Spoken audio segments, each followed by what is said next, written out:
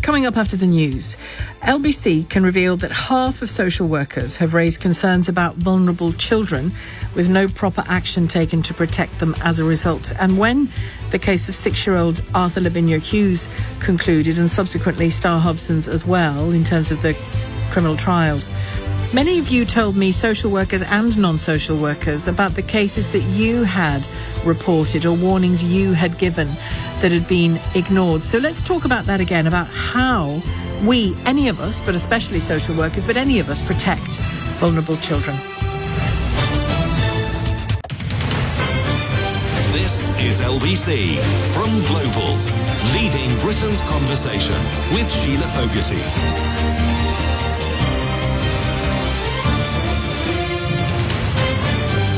Hello, good afternoon to you. If you're just joining us here at LBC, we've been talking about the success or not of our various institutions in this country, whether it's government, whether it's policing, and we turn our attention this hour to social services, to safeguarding children, to children's services in various councils. And Charlotte Lynch joins me, LBC's reporter, who has detail on all of those fronts, actually, but in an LBC exclusive has discovered that half of social workers who've raised concerns about vulnerable children say no proper action was taken as a result. And Charlotte, that echoes a lot of the calls I got on this programme weeks ago when we talked about Arthur's and Star's cases.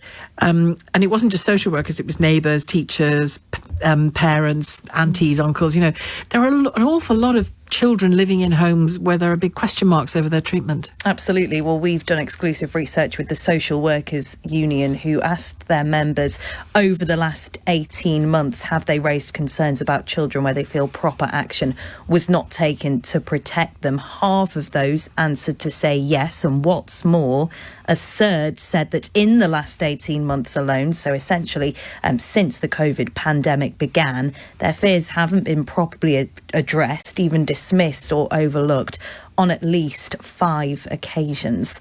Now, your listeners won't need reminding of the absolutely heartbreaking case of 6-year-old Arthur Lavinia Hughes. His father and stepmother were jailed just weeks ago after he was starved, poisoned and beaten. And it was followed by another equally tragic case, 16-month-old Star Hobson, who was killed by her mother's partner following a campaign of abuse. It emerged that both of those children were known to social services.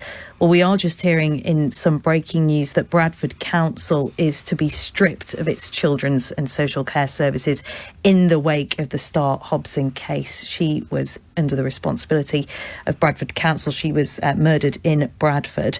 And the major national inquiry into the murder of 6-year-old Arthur will now also look into Star's death. So it appears there will now be a major review into the state of children's social care across the country, which we're told the purpose of is to identify improvements that are needed both at national and local level. And this survey by the Social Workers Union has highlighted that. One of those who tried to raise the alarm about Star in particular was her babysitter, Holly Jones, who spoke to LBC after Savannah Brockhill was jailed for life last month.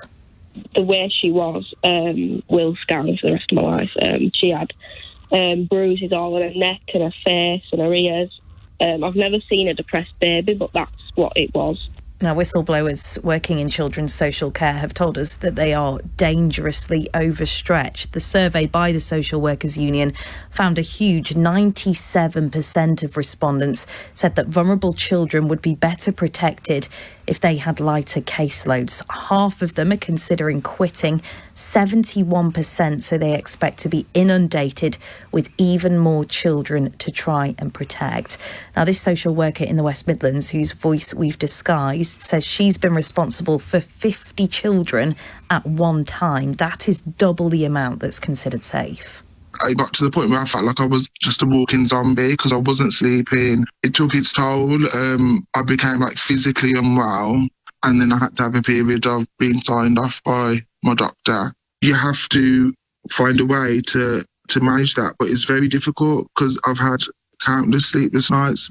And we are hearing worryingly that hundreds have already had enough. This social worker, who's been visiting children for 3.5 years, says that she's seen for herself how high the turnover is. I've had 3 different managers I've had 4 different supervisors, and since I started, there's only one remaining social worker there that was there when I first started. Some are leaving the job because they're burnt out, some are going on sick. Now, when you hear that somebody's been responsible for 50 children at one time, that is obviously, an incredibly high amount. Behind every social worker, there could be as many as 15, 20, but even 50 children. So one of them leaving has a huge impact. Now, I asked the former Shadow Children's Minister, Emma Lewell-Buck, if the deaths of Arthur, Star and children like them could have been prevented if these issues were addressed. Of course, I mean, nobody can sustain on that level of lack of sleep and that level of work and that level of trauma day in and day out without at some point potentially missing something. There'll always be people out there who will do unspeakable and horrific things to children. But if the support services are there and if the services there to protect them from that harm are resourced properly and those working in it aren't working under that level of stress, then they won't miss things.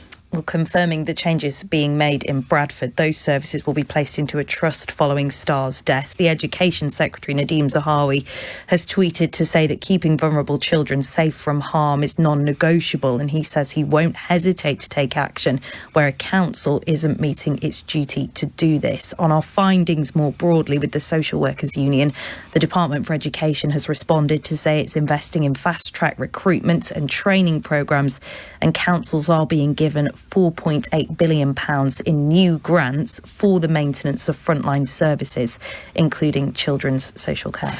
And it's worth saying, isn't it, that of course dreadful cases like Arthur's and Star's and sadly others before them get big attention from people like us, and rightly they do.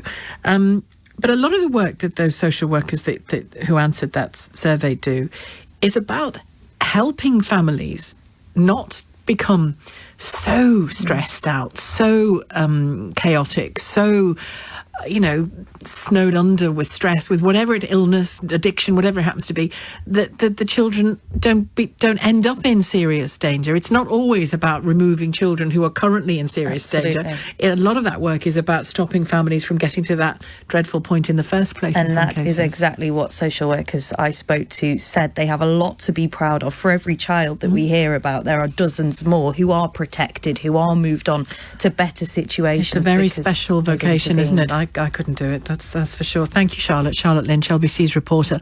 Listening to Charlotte's report was Anne Longfield, Chair of the Commission on Young Lives and the former Children's Commissioner for England. Good afternoon to you, Anne Longfield.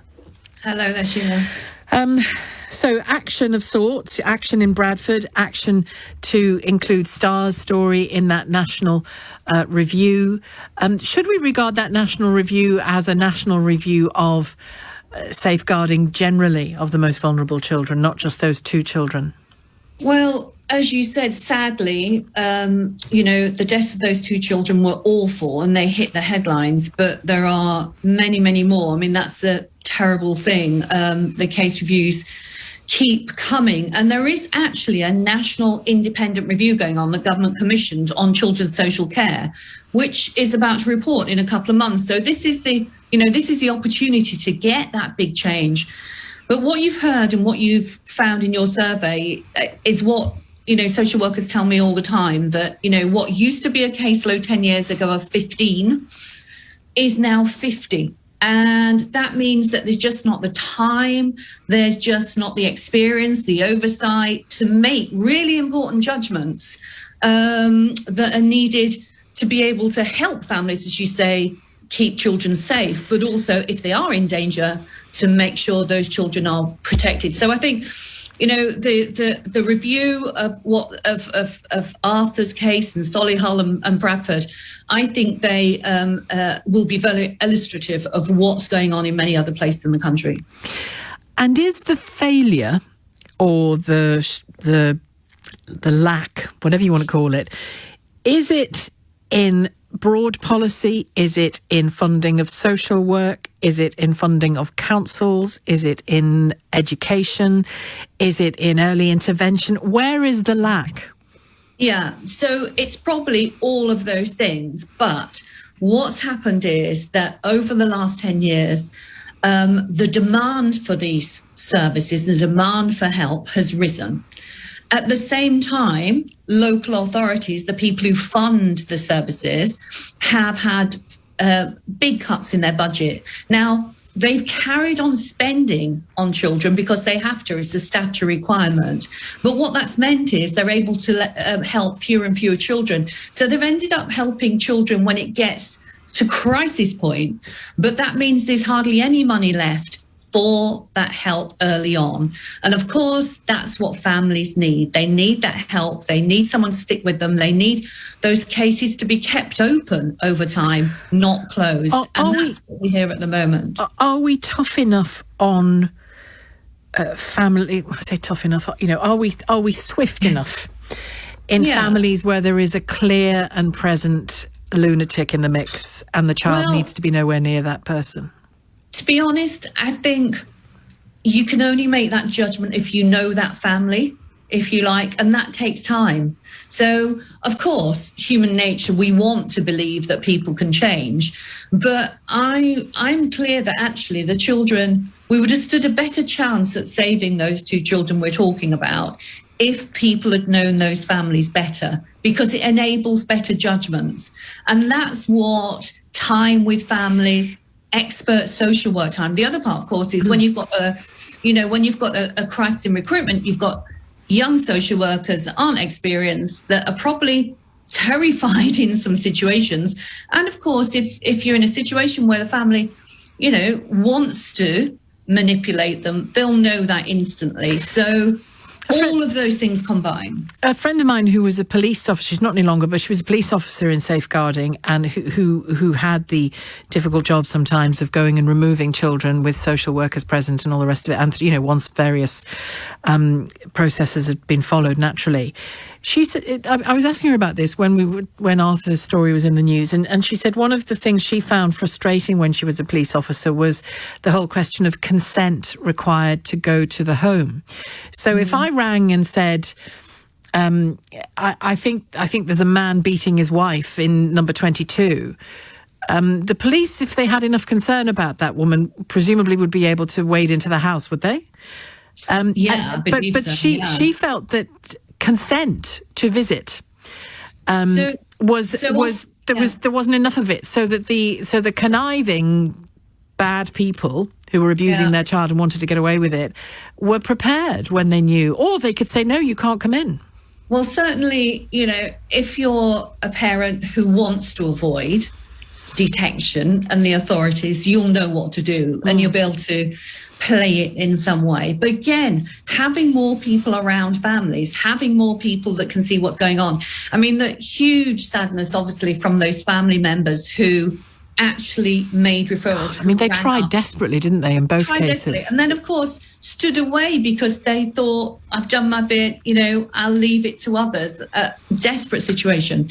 It's not all about money, but in my view, there has to be a reset of help earlier for families, with more stuff going on in communities that actually can be there for families. And that means new money, because you can't do the both parts at the same time. It means new people as well, doesn't it? More people. It means a massive increase. But some of those won't all be social workers. Some will be people, family workers in the community, people who are around families, more help in schools for that kind of outreach.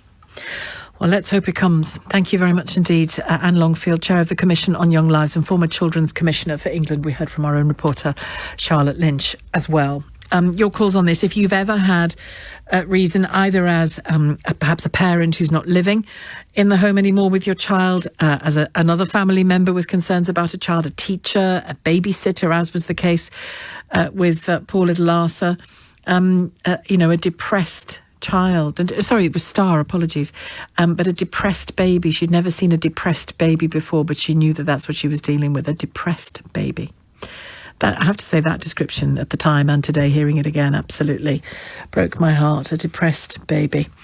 How do we best help vulnerable children? And when you spoke out as a social worker or a relative, a friend, a babysitter, a teacher, whatever, will you listen to 0345 6060 973, the number to call. You can text 84850 or tweet at LBC. It's 16 minutes past 3. LBC. Anne has called from Milton Keynes to pick up our conversation around safeguarding. You are in the midst of a safeguarding case yourself, Anne. I am, yes. Hello. Hello. Tell me what happened. So I had a domestic incident with my partner around 7-8 months ago. I've got 3 teenage children. They weren't involved. They weren't, it was a domestic that turned particularly ugly again. Physical? Difficult, yes. I called the police. No, physical. Were you attacked? It was physical between myself and my partner. It'd been going on for quite a long time, but obviously now they're teenagers, they get to see more than they used to see. I called the police, and obviously because we have children, social services got involved. I've since left said partner of 23 years, so that was really hard. But I had to make the decision, do I let my kids see this or do I finish it now? So he's left, he's been long gone. He's not in the family home anymore? No, not in the family home, but still really involved in the kids' lives. He's a great dad. Mm-hmm. You know, we just didn't work. So he's still really involved in the kids' lives. But because social services got involved, I kind of welcomed them. I was like, okay, well, this is what it is. And if they need to come and visit and check on the kids and see if they're okay, that's not a bad thing. I think they get a really bad press, and I think it's always... And my other half was quite a bit older than me, and he had the opinion that they're just going to come and take the kids. I was like, no, that's not what they're about. That used to be maybe years ago, but that's not what it's about now. They just want to make sure the kids are okay. And did you and he, in a very sort of... And again, I must remind listeners that Anne in Milton Keynes is not your name. Did you and he engage very transparently with social services when they were with you? I did. He not so much. He wouldn't engage because, well, he just thought they were out to take the children. So whereas I had the opinion, let them come and see, especially now he's left the property. That they are safe and we are no longer. They're safe. They were always safe anyway. You know, he would never, it was... Well, you say that, Anne, but you say, I mean, they may have been physically safe, but it is not it's not in the interest of a child to see their parents physically fighting. Of course not. Or you being physically hit, whatever the scenario was. Well, that's how I ended up ending it, because I needed to put my kids first, and that's what... But with in regards to social services, they would come, so within the 7... And they're still coming. They still come to visit the children to make sure they're okay. And have you found that a good engagement? No, not at all. Why? I think because we've had 5 different people come in the space of 7 months, because people are either on holiday or they've left, or obviously COVID, so I respect that. So you're confident. You're confident, and I'm confident talking to you, I suppose, on the basis of as much as I know that your children are indeed safe. But they're completely safe. But if they weren't, the people coming to your door wouldn't know one way or the other. That's the point, yeah. And that's what sort of the last caller broke my heart, and I feel really sorry for her. Yeah, the situation she's in. We're kind of the opposite. I'm like, yeah, please come in, please come and see my kids. But when the social worker walks in, half the time she doesn't even know their name. And you have to retell the story each time. Yeah, every time.